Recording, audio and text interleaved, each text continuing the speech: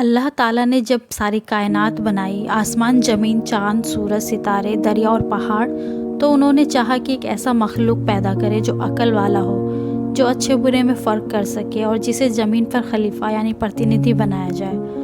اللہ نے فرشتوں سے فرمایا، میں زمین پر ایک خلیفہ بنانے والا ہوں۔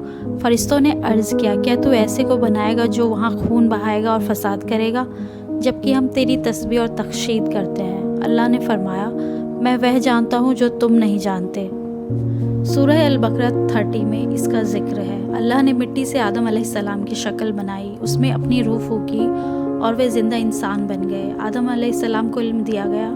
اللہ تعالیٰ نے آدم علیہ السلام کو تمام چیزوں کے نام سکھا دیے۔ یہ علم فرشتوں کے پاس نہیں تھا۔ جب اللہ نے فرشتوں سے کہا کہ اگر تم سچے ہو تو ان چیزوں کے نام بتاؤ، تو وہ اب نہ بتا سکے۔ اللہ نے کہا، میں نے تمہیں نہیں کہا تھا کہ میں وہ جانتا ہوں جو تم نہیں جانتے۔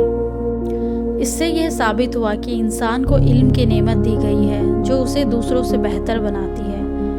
جب آدم علیہ السلام بنائے گئے تو اللہ نے تمام فرشتوں کو حکم دیا کہ آدم کو سجدہ کرے۔ سب نے سجدہ کیا مگر ابلیس نے انکار کر دیا۔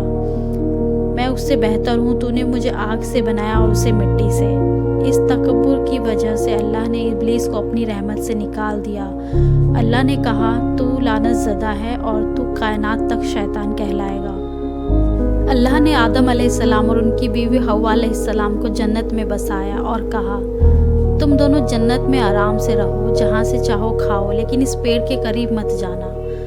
شیطان نے دونوں کو دھوکے میں ڈال دیا۔ اس نے کہا کہ یہ پیڑ ہمیشہ کی زندگی اور ملک جو کبھی ختم نہ ہو دیتا ہے۔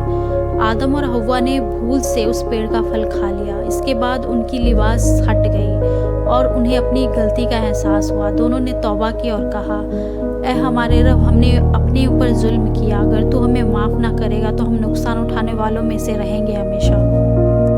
اللہ نے ان کی توبہ قبول کی، لیکن انہیں کہا کہ اب تم زمین پر اتر جاؤ، وہیں تمہارا ٹھکانہ ہوگا کچھ سمے کے لیے۔